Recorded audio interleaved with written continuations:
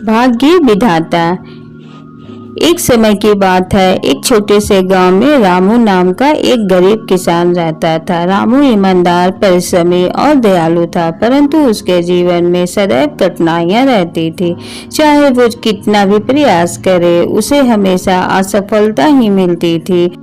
उसके पास थोड़ी सी बहुत जमीन थी, उस पर खेती भी सफल नहीं हो पाती थी। रामू का मानना था कि उसका भाग्य खराब है और इसी वजह से उसकी मेहनत का कोई फल नहीं मिलता। वह अक्सर यह सोचकर दुखी हो जाता कि शायद भगवान ने उसकी किस्मत में कुछ अच्छा नहीं लिखा। एक दिन रामू ने अपने दुखों से परेशान होकर गांव के एक संत के पास पहुंचा। वह संत बहुत ज्ञानी और अनुभवी थे। रामू ने संत को अपने जीवन की सारी परेशानियां बताई और कहा, महाराज, मेरा भाग्य खराब है। मैं कितना भी मेहनत करूं, मुझे सफलता नहीं मिलता। क्या मेरा भाग्य बदल सकता है? संत ने मुस्कुराते हुए कहा, रामू, भाग्य की कोई हस्ती नहीं होती। यह तुम्हारी सोच है और विश्वास का प्रतिफल है। जब तुम यह मान लेते हो कि तुम्हारा भाग्य खराब है, तो तुम्हारे प्रयास भी उसी दिशा में जाते हैं। पर यदि तुम यह मान लो कि तुम्हारा भाग्य तुम्हारे अपने हाथ में है, तो तुम कठिनाइयों का भी अवसर बना सकते हो। रामू का संत की बातों का अर्थ समझ में नहीं आया। संत ने उसे एक कहानी सुनाई। बहुत समय पहले की बात है। एक राजा था जिसका नाम विक्रम था। विक्रम बहुत साहसी और निडर था।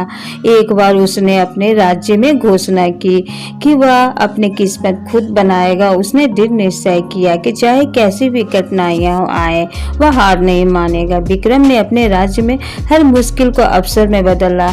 उसने अपने लोगों के साथ मिलकर अपने राज्य समृद्ध बनाया। जब कोई समस्या आती, विक्रम उसे चुनौती के रूप में देखता और उसका समाधान ढूंढता। इस प्रकार उसने अपने राज्य को एक आदर्श राज्य बना दिया। संत ने कहा, रामू, विक्रम ने यह सिद्ध कर दिया कि भाग्य हमारी सोच और मेहनत का परिणाम होता है। यदि हम निरंतर प्रयास करें और अपने विश्वास को दृढ़ रखें, तो कोई भी हमारी किस्मत को नहीं बदल सकता। रामू का संत की बातों में समझ में आ गई। उसने निश्चय किया कि वह भी अपने भाग्य के दोष नहीं देगा, बल्कि अपने प्रयासों को अधिक दृढ़ बनाएगा। उसने संत से विदा ली और अपने गांव वापस चला गया। इसके बाद रामू ने अपने काम पूरी ईमानदारी और उत्साह से मेहनत की। धीरे धीरे उसकी मेहनत रंग लाने लगी, उसकी फसलें अच्छी होने लगी और उसका जीवन बदलने लगा। उसने यह समझ लिया कि भाग्य का कोई मिटा नहीं सकता, परंतु अपने प्रयासों से उसे जरूर बदल सकता है। इस प्रकार रामू ने अपने जीवन सफलता प्राप्त की और सभी को यह संदेश दिया कि भाग्य का दोष देना बंद करो, अपने प्रयासों को बढ़ाओ। किस्मत वही बनती है जो हम खुद बनाते